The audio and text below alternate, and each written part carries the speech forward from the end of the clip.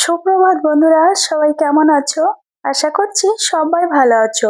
প্রিয় বন্ধুরা, আমরাও কিন্তু বেশ ভালো আছি। বন্ধুরা, আজকে হচ্ছে বুধবার আর এখন বাজে সকাল 6:30।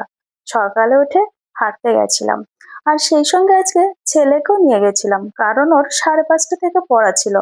আজকে ছেলেকে ঘুম থেকে উঠাতে আমার বহুত কষ্ট হয়েছে, কারণ যে ছেলে 7:30টার পরে ঘুম থেকে ওঠে, আজকে তাকে 5টার সময় ঘুম থেকে উঠতে হয়েছে। রাত্রে অনেক দেরি করে ঘুমোয় ছেলে, পড়াশোনা করে, কিন্তু সকালে একদমই তাড়াতাড়ি উঠতে চায় না। তো যেদিন পড়া দেরিতে থাকে বা পড়া থাকে না, আমি একটু দেরি করেই ওঠাই। তো বন্ধুরা, আজকে ওর 5:30 থেকে পড়া ছিল, যার জন্য 5টায় উঠতে হয়েছে। আর ছেলেকে পড়ার ওখানে দিয়ে তবে আমি হেঁটে বাড়ি এসছি। তো বাড়ি আসার পথে আমার শাশুড়ি মায়ের সঙ্গে দেখা হয়েছে। তোমরা তো প্রথমেই দেখতে পেলে যে যখন ঘরে ঢুকবো তখনই শাশুড়ি মায়ের সঙ্গে দেখা হয়েছে, কারণ আমার শাশুড়ি মাও কিন্তু হাঁটতে বেরোয়। আমাদের বাড়ির সবাই হাঁটতে বেরোয়, শুধু ছেলে বাদে। যাই হোক বন্ধুরা, বাইরে থেকে এসে এই যে এখন ঘরের কাজে ব্যস্ত হয়ে পড়েছি। প্রতিদিন সকালে বাইরে থেকে ঘুরে এসে আগে ছেলের কাছে যাই। ওকে ঘুম থেকে ঘুম ভাঙানোর জন্য আমাকে প্রায় 30 মিনিট ওয়েট করতে হয়। একবার ডাকি আবার ঘুমিয়ে পড়ে, আবার ডাকি আবার ঘুমিয়ে পড়ে। কিন্তু ওর কাছ থেকে যদি নিচে চলে আসি, তাহলে আর ঘুম থেকে ওঠে না, ঘুমিয়েই থাকে। তাই জন্য ওর কাছে বসে বেশ অনেকবার ডাকাডাকি করতে হয়, তবেই কিন্তু ঘুম থেকে ওঠে। আজকে আর সেটা করতে হচ্ছে না, কারণ 5টায় ঘুম থেকে তুলে 5:30টায় পড়ার জায়গায় দিয়ে এসেছি। এখন আজকে ওর জন্য টাইম নষ্ট করতে হচ্ছে না, আমাকে শুধু কাজ করতেই হচ্ছে। তাই একটার পর একটা কাজ করছি। আর কি বলবো বন্ধুরা, বাইরে থেকে এসে এই যে জামা কাপড় চেঞ্জ করে যখন ঘরের কাজে ব্যস্ত হয়ে পড়েছি, তো ঘরের তো কিছু কাজ করেছি, তারপরে রান্না করে গেছি। আর সেখানে যে দেখি সব কিছুতে পিঁপড়ে লেগেছে। কিন্তু এত পিঁপড়ে কোথা থেকে এসেছে আমি নিজেই বুঝতে পারিনি। তখন আমি চারিপাশে দেখছিলাম কোথায় পিঁপড়ে আছে আর কোথায় সারি বেঁধে যাচ্ছে। তো দেখতে পাচ্ছি দেওয়াল বেয়ে সারি বেঁধে যাচ্ছে, কিন্তু কোথা থেকে আসছে এটাই বুঝতে পারছি না। তো এই যে রেখাটা দেখছো, এখানে বেশ কিছু কৌটা আছে। তো সব কৌটার মধ্যে, কিছু কৌটার মধ্যে বাদাম, কিশমিশ, কাজু, বিভিন্ন রকমের গুড় থাকে, তারপরে বাদাম, এইসব জিনিস থাকে এই রেখাটার মধ্যে, যে কৌটাগুলো থাকে তাতে। কিন্তু তার ভেতর একটা কৌটায় বাদাম আছে। ওই বাদামগুলোই কিন্তু পিঁপড়ে ধরেছে। আর একটা পিঁপড়ে যেখানে খাবার পায় জানোই তো, ওরা বংশ সহ চলে আসে। তো সেভাবেই এখানে পিঁপড়ে লেগেছে। আর আশেপাশে কিছু খাবার পেলেও ওরা সেই জায়গায় ভিড় জমিয়ে দিয়েছে। তো এইভাবে কিন্তু রান্নাঘরে পিঁপড়ে জমে গেছে। তো কি করবো বন্ধুরা, রেকার থেকে সবকিছু নামিয়ে আমি ভালো করে রেকারটাকে সাবান স্কচব্রাইট দিয়ে ধুয়ে নিয়ে এসেছি। তারপরে এই যে মুছে আমি আবার সবকিছু একটু সুন্দর করে মুছে রাখছি। যেহেতু রান্নাঘরে থাকে, রান্নাঘরে যতই চিমনি চালিয়ে রান্না করা হয় না কেন, তাও কিন্তু রান্নাঘরে যে জিনিসপত্রগুলো থাকে একটু তেল চিটচিটে হয়, যেটা আমরা প্রতিদিন মানে ধোয়া হয় না সেইগুলোতে। তো এই কৌটাগুলো প্রতিদিন কিন্তু ধোয়া হয় না। এই তো সপ্তাহে একদিন কি মাসে একদিন এরকম ধোয়া হয়, তাই না? তো দেখলাম একটু তেল চিটচিটে হয়েছে, তাই আমি একটু ভালো করে মুছে আবার এগুলো সব সাজিয়ে রেখেছি। আর আজকে থেকে ভাবছি বাদাম, কিশমিশ, কাজু যেগুলো আছে কৌটাতে, সবগুলো আমি ফ্রিজে রাখবো। কারণ এখন যেহেতু গরমকাল আসছে, পিঁপড়ের উৎপাত খুবই হবে। গরমের সময় ঘরে খুব পিঁপড়ে আসে। দুধ গরম করেও রাখতে পারি না, শুধু পিঁপড়ে ধরে যায়। ওই জন্য সকালে যদি দুধটা জ্বালিয়ে রাখি, তাহলে আমি দুধটা ঠান্ডা হওয়ার সঙ্গে সঙ্গে কিন্তু ফ্রিজে ঢুকিয়ে দিই। রান্নাঘরে রাখলেই পিঁপড়ে ধরে। যেমন ভাত রান্না করে রাখলে বেশিরভাগ ভাতেই পিঁপড়েটা ধরে। তো কি করব, যখন যেরকম সেরকম ভাবে তো মেনে নিতে হবে বলো। এখন কিছুই করার নেই, গরম ভাত তো আর ফ্রিজে রাখা যাবে না। তাই আমি কি করি, রান্নাঘরেই থাকে। অনেক সময় জলের মধ্যে আমি হাঁড়িটা রেখে দিই, এইভাবেও রাখা হয়, এই আর কি। তো বন্ধুরা, রান্নাঘরে যে পিঁপড়েটা লাগেছে, তার জন্য কিন্তু রান্নাঘরটা ঠিক করতে আমাকে প্রায় 30 মিনিটের উপরে লেগে গেছে। তো কিছু করার নেই, লাগতেই পারে, আর সেটা আমাকে করতেই হবে পরিষ্কার পরিচ্ছন্ন। তো সেক্ষেত্রে রান্নাঘরটা পরিষ্কার করে তারপরে আমি পুরো ঘরটা ঝাড় দিয়ে নিচ্ছি। আজকে আর আমার কিন্তু বসে থাকতে হচ্ছে না ছেলের জন্য, যার জন্য সব কাজ আমার দ্রুত হচ্ছে। যতই রান্নাঘরে একটু সময় দিই না কেন, অন্যান্য কাজ কিন্তু আমার খুব ভালোভাবেই হয়ে যাচ্ছে। তো বন্ধুরা, বন্ধুরা, তোমাদের সঙ্গে কথা বলতে বলতে দেখো আমার ঘরটা প্রায় ঝাড় দেওয়ার দিকে। আর এই যে বাইরে আজকে কিন্তু সকালে ঘুম থেকে উঠে একটু আবহাওয়া কেমন ছিল, এখন কিন্তু বেশ রোদ উঠেছে। আর রোদটা বেশি উঠলে না গরমটাও কিন্তু বেশ হয়। কয়েকদিন ধরে খুবই গরম হচ্ছে। এসি চালিয়ে ঘরে থাকছি কিন্তু ঠান্ডা লেগে যাচ্ছে, জানো তো বন্ধুরা। আমার ঠান্ডা বলতে জ্বর হচ্ছে না, কিন্তু ঠোঁটের চারিপাশে আর মানে ফুসকড়ি ফুসকড়ি হয়েছে জ্বর ঠুসার মতো, যেটা আমরা বলি চোরা জ্বর যেটাকে বলি। যাই হোক, মানে এসি না চালালে হচ্ছে না, আর এইদিকে পাখা চালিয়েও থাকতে পারছি না। এই সবকিছুর উল্টো পাল্টা হয়ে যাচ্ছে, এই ঠান্ডা এই গরম, যার জন্য বাড়ির সবারই একটু সর্দি কাশি লেগেই আছে। তো বন্ধুরা, ঘর দোর ঝাড় দিয়ে থালা বাসন ধুয়ে টুয়ে এই দেখো আমি জামা কাপড় চেঞ্জ করে নিয়েছি, আর এখন রান্না করব। তো রান্নাঘরে গেছি, তো যে বাসনগুলো ধোয়া হয়ে গেছিল সবগুলো আগে একটু গুছিয়ে নিচ্ছি। আর এদিকে কিন্তু আমি ভাতটাও বসিয়ে দিয়েছি, আজকে সিদ্ধ ভাত করেছি। আর শ্বশুরমশাই কিছু কুমড়ো ফুল নিয়ে এসেছে, ওগুলোই ভাজি করব। আর আলু, ডিম, তারপরে বেগুন এগুলো সিদ্ধ দিয়ে ভাতটা বসিয়েছি। আর একটু আলু ভাজি করব, যেহেতু আমরা ফুলের বড়াটা করব, আমার ছেলে আবার খায় না।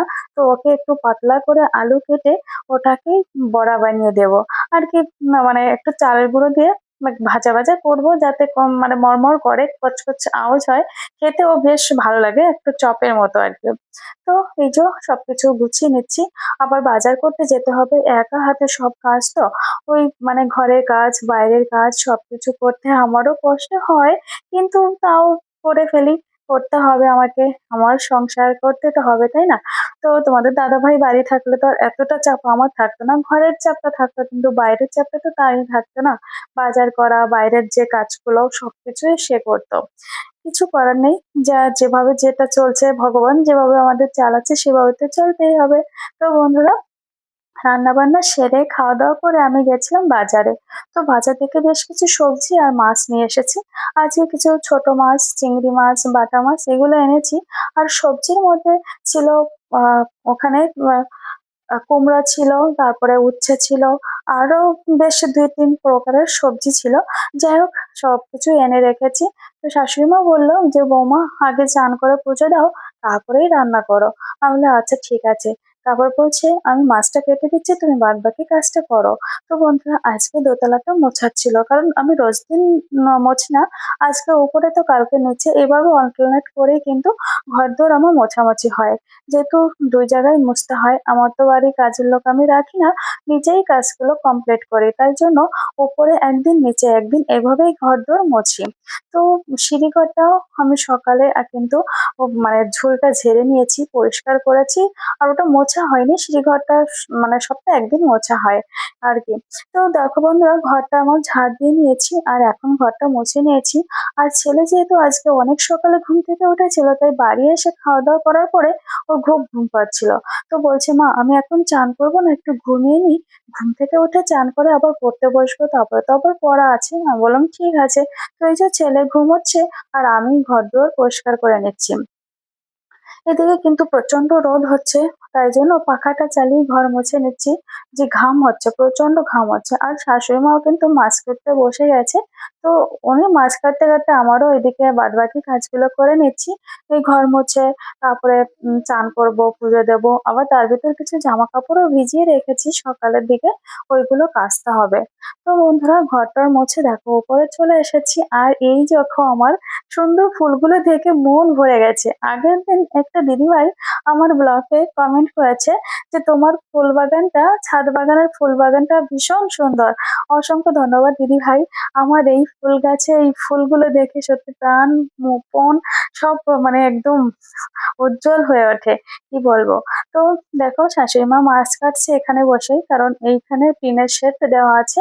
আর ঠান্ডা ঠান্ডা হাওয়া আসছে, গরম আছে, তো হাওয়াটা আছে, খোলামেলা আছে, তো এখানে বসে মাছ কাটছে। আর এই যে আমি জামা কাপড়গুলো ধুয়েও নেড়ে দিয়েছি, দেখো কতটা হাওয়া দিচ্ছে, বুঝতেই তো পারছো জামা কাপড়গুলো দুলছে। তো শাশুড়ি মা মাছগুলো কেটে ওনার কাজ করতে বসে গেছে। আর এইদিকে আমার বারবার এই ফুলের দিকে চোখ যাচ্ছে, কারণ বিভিন্ন রঙে আমার এই ফুলগুলো ফুটেছে। তারপর চান টান করে বন্ধুরা, এই যে পুজোটা আমার কমপ্লিট হয়ে গেছে। আর এখন যাবো আমি রান্না করতে। ছেলে কিন্তু এখনো বাড়িতে আসেনি, ও পড়তে গেছে। তো সেখান থেকে আসার পরে আবার অন্য জায়গায় পড়া আছে। তো আমাকে বলল, "মা খেতে দাও।" তো ওর জন্য বিরিয়ানি আছে আর মাংস আছে, তো সেইটাই ওকে খেতে দেবো। আর এদিকে দেখো আমার রান্না হয়ে যাচ্ছে। তো ছেলের খাবারটাও গরম করেছি, ওকে খেতে দেবো। ও পড়তে যাবে। দেখো খাওয়া-দাওয়া করে বন্ধুরা এই যে ছেলে পড়তে চলে যাচ্ছে। আর আমরা এখনো খাইনি, তো আমরা খাওয়া-দাওয়া করবো। তো খাওয়া-দাওয়া করার সময় না আর ভিডিও করতে ভুলে গেছিলাম। তো আজকে আমাদের রান্না ছিল আ আ হেলেঞ্চা শাক দিয়ে ছোট মাছ রান্না করেছিলাম আর বেগুন দিয়ে বড় মাছ মানে পুঁটি মাছ রান্না করেছিলাম। ব্যাস সেগুলো আমরা খাওয়া-দাওয়া করেছি। তো তারপরে একটু শুয়েছিলাম। পরে বিকালে এই যে ছাদে এসেছি বন্ধুরা, আজকে আমার গাছে দেবো একটু সবজি পচানো আর জল আর সঙ্গে হচ্ছে ভাতের মাড়। তো অনেক দিদিভাই আমাকে কমেন্ট করেছিল যে আ এগুলো যদি ভিজিয়ে রাখা হয় সবজি তাহলে পোকা হয়। তো দিদিভাই তোমাকেই বলব, যদি একটু হলুদ দিয়ে রাখো তাহলে কিন্তু পোকা হবে না। তো আমি কিন্তু এইভাবেই এই সবজির জলটা বানিয়ে সপ্তাহে ১ দিন দিই। আমি বেশি রাসায়নিক ব্যবহার করি না। শুধু গাছে পোকামাকড় ধরলেই কিছু কীটনাশক স্প্রে করি। বাদবাকি আমি গাছের গোড়ায় রাসায়নিক তেমন ব্যবহার করি না। অনেকদিন বাদে হয়তো সর্ষের খোল দিই, এরকমই দিই। কিন্তু বাদবাকি এই যেসব সবজি আমি প্রতিদিন কাটি, তাই একটু করে বালতিতে জমাই আর সেই সঙ্গে ভাতের মাড়টা প্রতিদিনের মাড় দিয়ে দিই। ব্যাস এইভাবেই কিন্তু জলটা তৈরি হয়। তো বন্ধুরা বিকালে এই যে গাছে জল দিচ্ছি, সব গাছে দিয়ে দিচ্ছি আর গোটা গাছে কিন্তু আমার ফুলের কড়ি এসেছে। ফুল এখনো ঠিক ভালো ফোটেনি কিন্তু কড়ি এসেছে।